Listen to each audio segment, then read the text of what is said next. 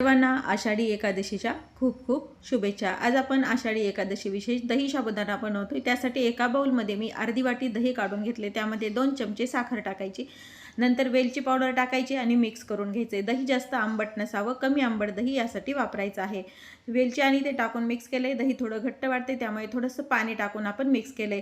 अर्धी वाटी साबुदाणा इथे मी गरम करून भिजवून घेतलेला साबुदाणा आहे, जसं आपण साबुदाणा खिचडीला भिजवतो त्या पद्धतीने दह्यात टाकून साबुदाणा छान मिक्स करून घ्यायचा।